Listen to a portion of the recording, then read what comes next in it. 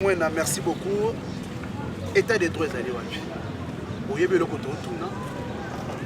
To kotimba moko to takiomba moto e bakati na yo. Ndeko Vital Kamerhe 30 ans de prison. Ndeko Vital Kamerhe bandeko ya IDPS bazala ki satisfait parce que bakanga ki to lobaki mokonza mboka lobaki atoza moninga na ngai to tanga no kelasi moko soko sali mabe bakokanga yo. Wana ako bongo d'une manière générale. Mais moko ya bazalaki pembeni puis azalaka jusqu'à nos jours basala libala na bango o tolengaka coalition milinga milinga ekomaki alekaki mpe liboso ya poste téléviseur asambisamaki mpe liboso ya population ekoshaka lumwena wa mwena talisa biso libération provisoire Ndeko Vital Kamerhe mwana mboka omoni yango ndenge nini? Merci beaucoup tikana mekana noko ozongisa mwasi mamuke kobongisa na oyo lobi ke tango bakangaki mwana mboka Vital Kamerhe ba ya IDPS bakendeki kosepela te IDPS tokendeki kosepela te mpona nini IDPS ezali parti politique ezali ngomba ya parti politique lokola bamangomba nyonso mwana mboka Vital Kamerhe bato bakangaki bainvitaki ye ezalaki parquet général tango parquet général invitaki ye yango et instruire dossier naye bamoni ke infraction par laquelle bango bakendeki ko bimisa na kati ya esambiselo na niveau na bango IDPS ezali parquet te IDPS mpe ezali tribunal te mpona kosambisa mpona kokata ubie mpona kosepelena etumu oyo mibeko ya mboka ubie bazuzi ya mboka na biso oyo bakokende kozwa voilà au moins IDPS tosepelaki te mpona likambo ya koéclaircir population mpo bayeba ke IDPS bazalaki nsima ya likambo ya dossier ya mwana mboka Vital Kamerhe te mwana mboka Vital Kamerhe akende kotravaille na bureau ya mutu songolo ya parti politique ya IDPS te donc azalaki kotravaille na tata mokonzi ya mboka comme directeur de cabinet soki likambo ekomaki entre ye moko na l'état congolais parce que mutu afundaki mwana mboka Vital Kamerhe ezalaki l'état congolais c'est-à-dire ezalaki ministère public nde kende kotinda dossier na ye devant le tribunal pour tribunal ekende koloba droit voilà au moins IDPS bazalaki nsima ya dossier wana te mpo na libération ya mwana mboka Vital Kamerhe biso tokoloba boye tozali na mboka oyo tondimaki constitution na biso tozali na bapouvoir oyo ezali bien établi na kati ya mboka na biso tozali na présidence de la république tozali na gouvernement tozali na parlement tozali mpe na cour et tribunaux comme institution donc institution mosusu par entière cour et tribunaux ebengami na kombo ya parquet tout comme tribunal donc oloba lelo ke libération mwana mboka Vital Kamerhe biso tokende kobetela ngo masolo ezali awa te epai wapi biso tokobetela masolo ya libération provisoire ya mwana mboka Vital Kamerhe. Moi je pense que toza kosala confiance na justice ngai nazali nsima ya makonzi ya maloba ya tata mokonzi ya mboka ntango akoloba ke azali mpona kopromouvoir justice ya mboka na biso donc biso tokokompagne tata mokonzi ya mboka na maloba na ye donc justice ya mboka na biso etali ke mwana mboka Vital Kamerhe likambo oyo azalaki condamné na tribunal liberté provisoire ezali mpona mutu nyonso oyebi la liberté mpona vie ya mutu nyonso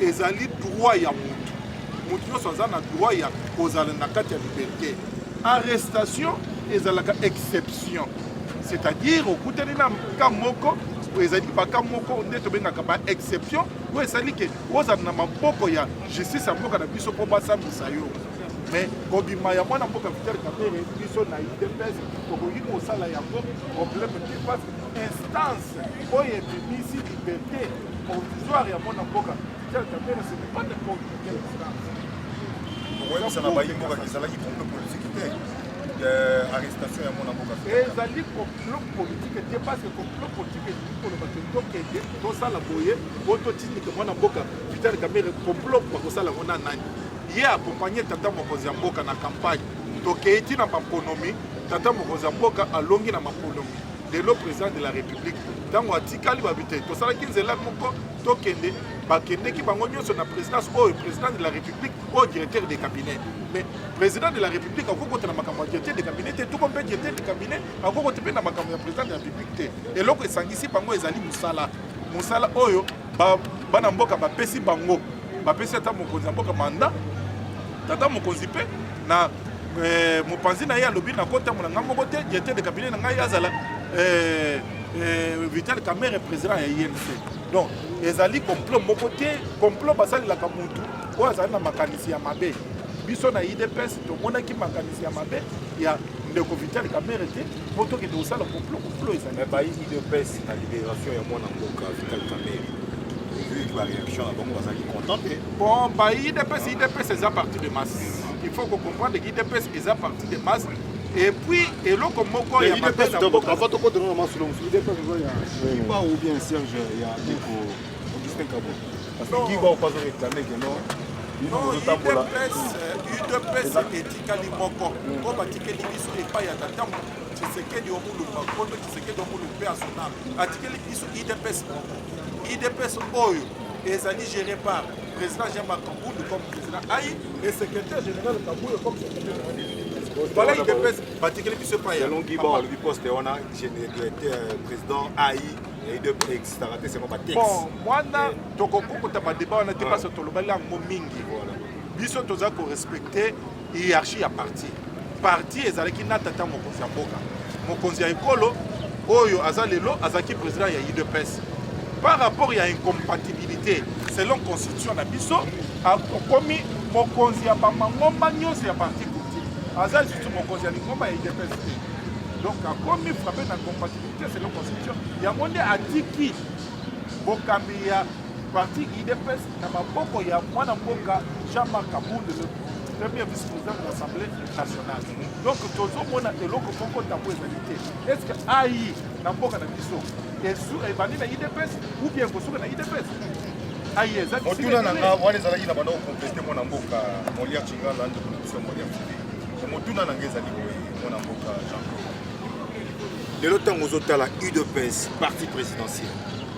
Est-ce que réellement, dans ma campagne, sur la carte, il y a parti na Bible. Est-ce que vous avez vraiment accompagné mon conseil en Boka d'Engel Robani à l'action?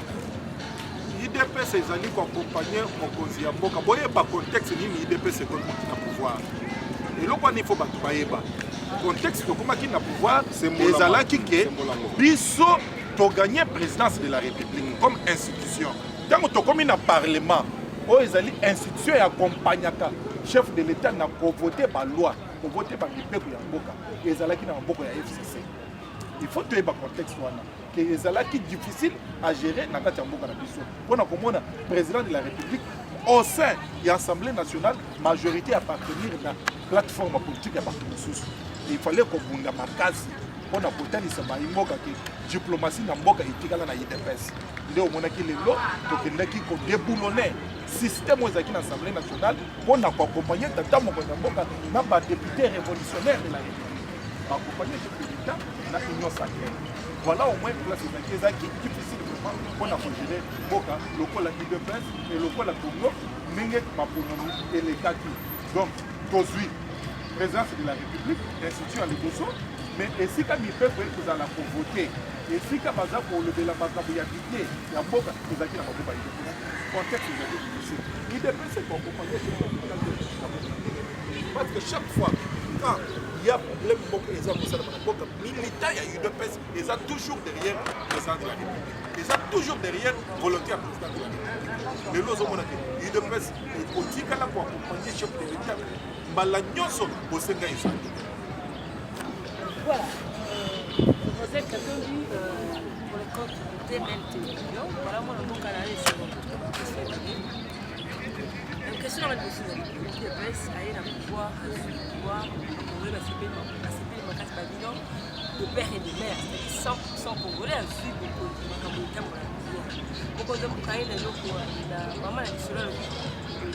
l'état de droit. Mais l'état de droit, il déplace un problème qui est l'autre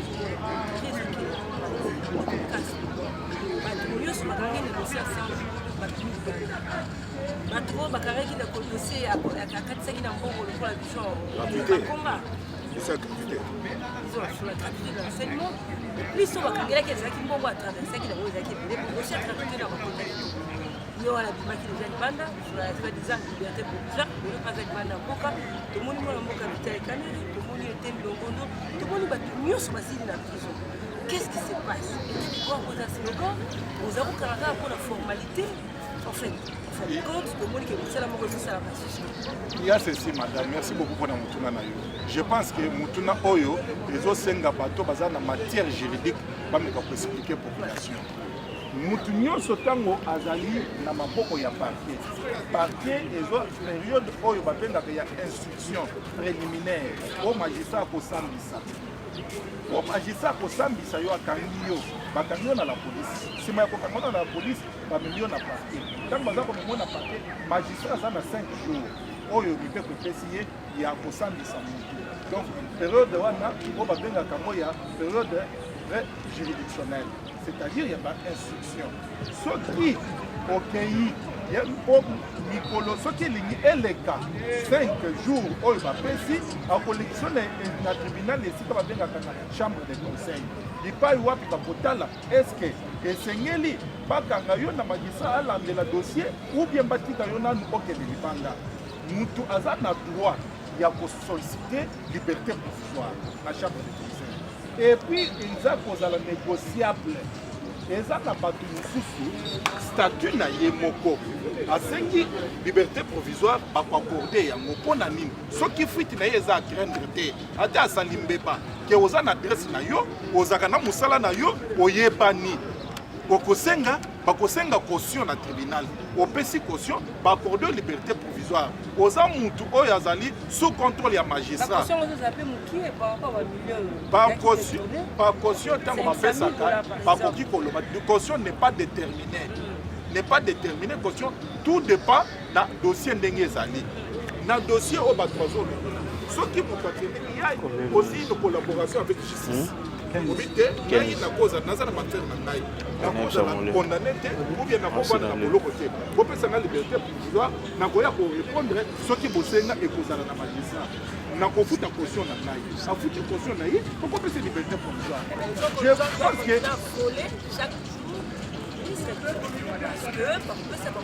non, Koyiba c'est déjà une. Mutu alobaka ke mutu ayibi azali juge. Juge ntango akosambisa ayibi ke ya vol na dossier oyo. Batali condamnation ya vol ndenge ezali. Soki otali na likambo ya mwana mboka Vital Kamerhe, oyeba ke réparation ezalaki. Na kati ya dossier ezalaki na critère yango banque ezalaki. Ye moko afutaki mpe bambongo na ye. Afuti bambongo na ye. Bambongo oyo balobaki ke azali azongisi. Problème ezali awa bayimboka balingi bayeba. Et l'autre, il y a et moi, je vous dis que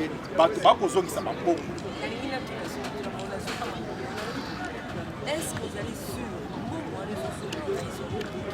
est-ce que vous allez sur bon voilà bateau baswaka na besoin na katia qu'est-ce ya l'état to besoin na instance maman toza na état de droit tata mokonzi mboka ko beta sete pona likambo etali justice mboka na biso oyebi ke biso tobimi na mulu wana o mulu ya Etienne Tshisekedi do mulu batikeli biso mongo soki muto aza kofuta mbongo oyebi ke ko détourner les biens saisis ezali infraction mosusu wana eza infraction ekosala mepai ya bato basambisaka donc bongo ezangaka na kesi ya l'état nde lelo bokomona budget na mboka na biso mais ntango budget ekomata bato bakoloba te bato balingi bayeba ke budget mboka emati ndenge ni bato bakozongisa bambongo soki bakangi yo mpona mbongo ozongisi mbongo ya procédure ezalaka mbongo ekendaka na tribunal akotisamo na trésor public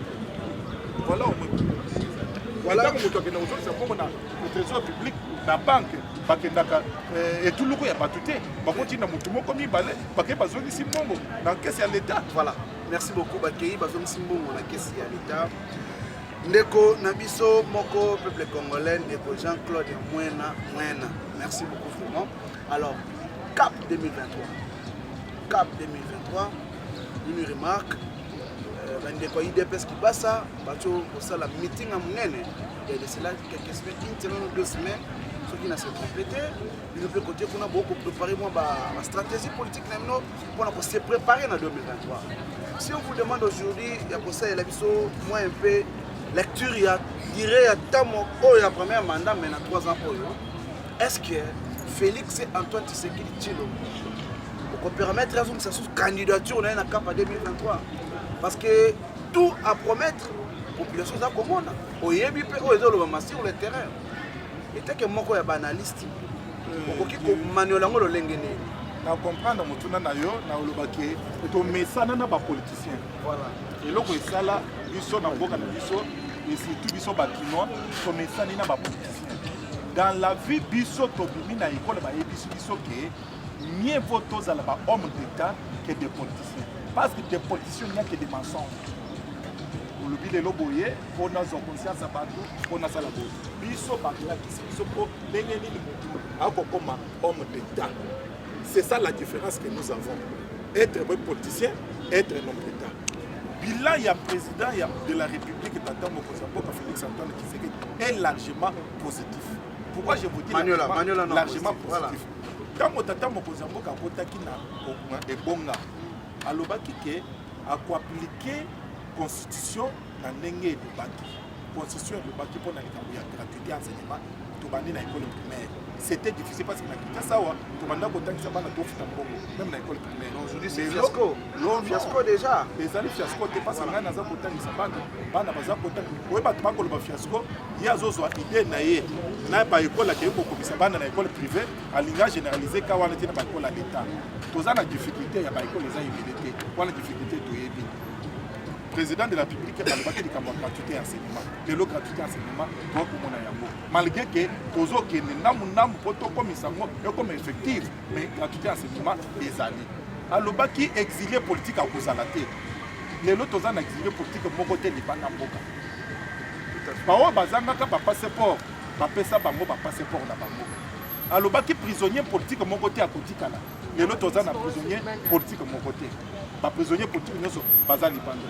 Tata Mokozamboka lobaki fini le bureau de o fongola sac bata le téléphone imagine nous en ngokuna les alaka lisusu te. Tata Mokozamboka lobaki ba kacho nyoso clandestin et sini le losoko ke na ne anera kumbozo kontu atini na parquet mais liboso zaki ba ko sa na ne ata 8 mois je ko komulu mazali témoin na nera ke kangi yo anere ko tsope na hôpital ba tso ba yibike akangami na ner. Or ce n'est pas ça.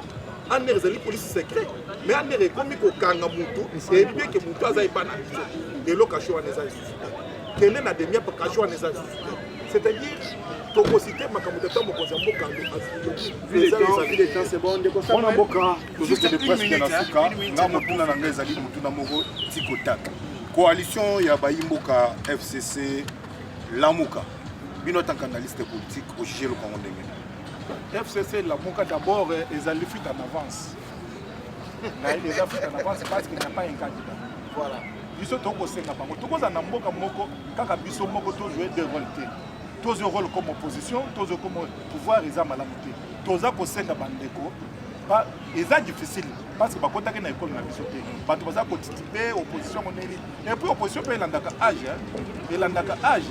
Koyeba ko ramper, koyeba ko sauter mi les abiloko moko ndaki o moni neti bien na ngane terrain mo chimaki. Yo ça na nzela ko sala ni. Yebisa nga ya pas ko sala na pouvoir, a ko sala opposition te. Po vi a ko sauter te.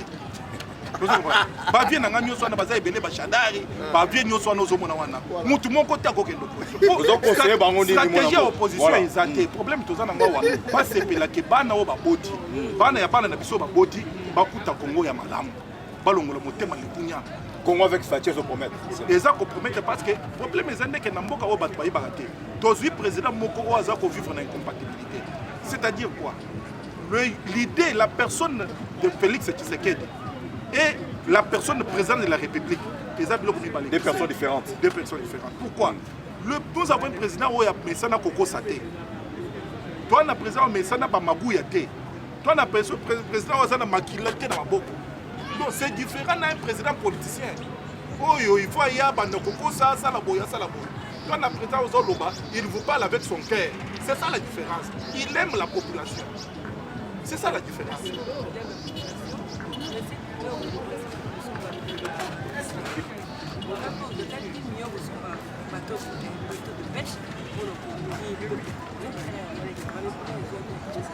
Qu'est-ce que tu dis par rapport à ça?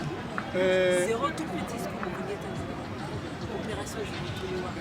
Problème ya biloko ya kolia toyebi ke ezali problème oyo babomaki na mboka mbula na mbula tolinga te mboka badirigeaka yango na bato majorité mboka babandaka nango quelque part tozoke tozali na mai oyo eza na bambisi ebele mais besoin oyo toza nango na minute oyo il faut bato dépêche président de la république alobelaki yango tolobelaka makambo bato dépêche yango moko te balisere il faut ezala mpo bambisi oyo toza nango mai wana il faut babongisa yango mpo bambisi ebotaka na ndenge ya malamu tozali na mboka oyo plus de 42 ans tozalaka na balisere te tozalaka nango te mais lelo par effort ya mwana mboka Félix Antoine Tshisekedi président de la République lelo quand même tozwi machine wana donc tozokende molomolo mboka ezalaki ya kokufa ta mosu biso na bino tozokotambola boye a deux fois basi bahypothekaki biso toyebaki te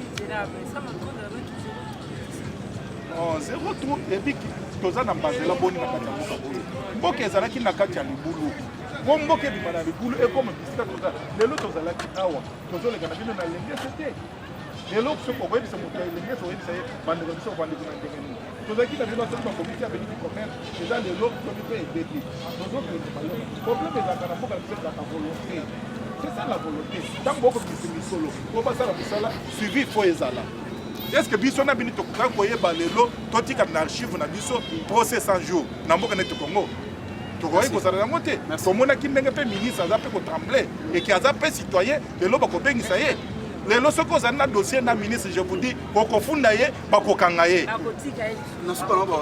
me bakotika ntango azofuta soki afuti nde akei ndeko Jean-Claude tant eza moke oza na baprogramme ebele et la télévision mpe eza mpe ntango toencercle déjà wana mais tokosenga yo lisusu na population bakolanda biso deuxième numéro tozwa côté incommande na lisusu tosala continuité ya série parce que mituna ezali ebele évite okomona ozali vraiment na matière ya koprésenter na peuple congolais cap 2023 soki oyiki mpi côté population kosa charge na yo yo otali caméra na biso yango wana centrale ekotala yo otali peuple congolais osali message phare na peuple congolais mais avant na peuple congolais c'est message phare moi lecture ya moke na moi moke tokaboli na yo ti moi résumé ya moke pendant au moins 60 secondes et un message phare sepeli na ndenge boza koloba